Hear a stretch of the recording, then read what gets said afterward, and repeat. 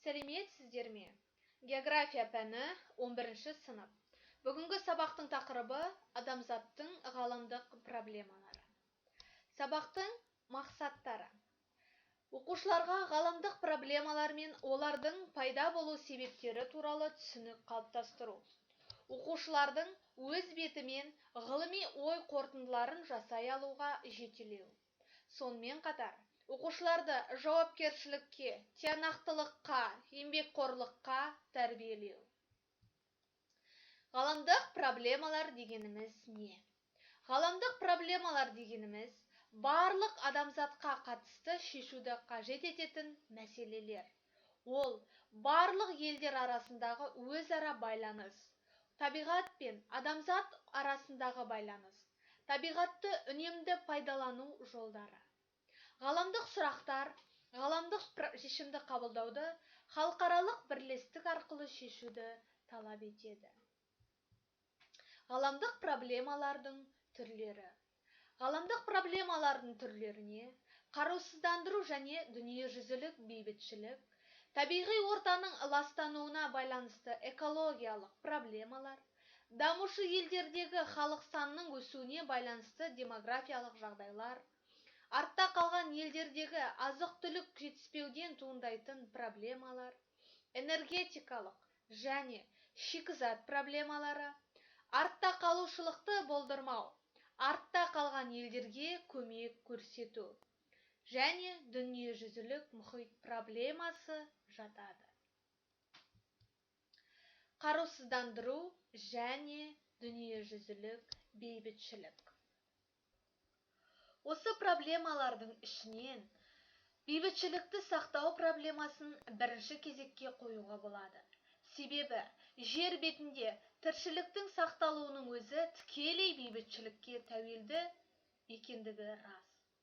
Бейбіт өмір жағдайында қарулануға жұмсалып жатқан қыруар қаржыны шешімі таппаған басқа әлеуметтік проблемалардың қажеттігі үшін пайдалануға мүмкіндік туған болар еді.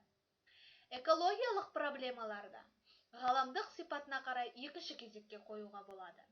Өйткені адамзат тіршілігінің болып болмауының өзі экологиялық проблемаларды шешу мен оның алдын алуға тікелей қатысты болып отыр. Дүниежүзілік мұхит проблемасы басқа ғаламдық проблемалармен тығыз байланысқан. Мұхит ресурстарын пайдалану, шикізат, энергетикалық және азық-түлік проблемасын шешуге көмектеседі. Түптеп келгенде, бұл проблемалардың барлығын бүкіл адамзат баласы бірлесе отырып, түбегейлі түрде шешуі қажет. Адамзаттың ғаламдық проблемалары арасында жер шарында бейбітшілікті сақтау және де жаңа дүниежүзілік соғысқа жол бермеу проблемасы аса маңызды орын алады. Өйткені бүгінгі таңда жер шарында жинақталған қару-жарақтың ең соңғы үлгілері санаулы сағаттарда миллиондаған адамдардың өмірімен қоштасуына жеткілікті. Адамзат тарихында соғыс әрқашан орасан мол адам шығынын әкелген. Шамамен алғанда, осы кезге дейін әлемде 14 мыңдай соғыс болып, соның нәтижесінде 3 миллиардтан астам адам қаза тапқан. Соғыстың әкелетін зардаптары көп. Мысалға, ғалымдардың есептеуі бойынша соңғы 5,5 мың жылда біздің планетамызда 15 мыңға жуық соғыс болған. Тек 20 ғасырда болған дүниежүзілік соғыста 100 миллион адам қаза тапқан. 20 ғасырдың екінші жартысында ядролық және атомдық бомбалар пайда болды. Қазіргі таңда бүкіл адамзаттың жойылып кету қаупі бар. Бұл карталық арқылы қақтығыстар аймағын көре аласыздар.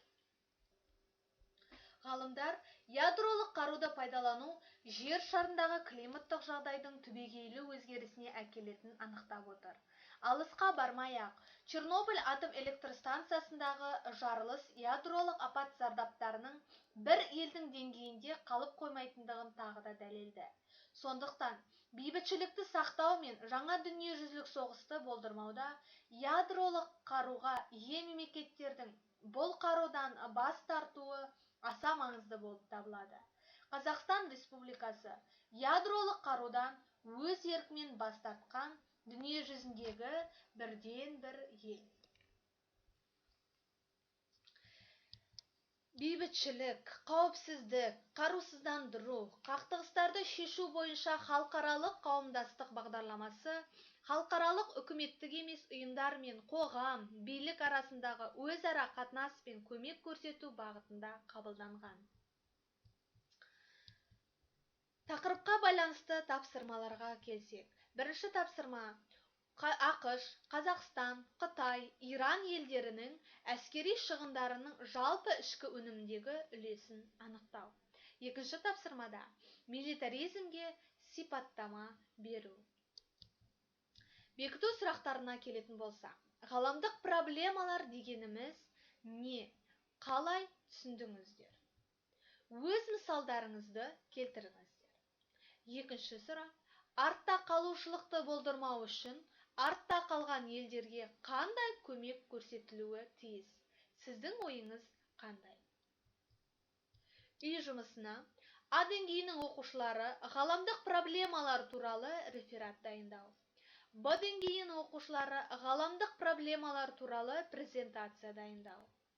С деңгейінің оқушылары ғаламдық мәселелер туралы мақала жазу. Назарларыңызға рахмет, сау болыңыздар.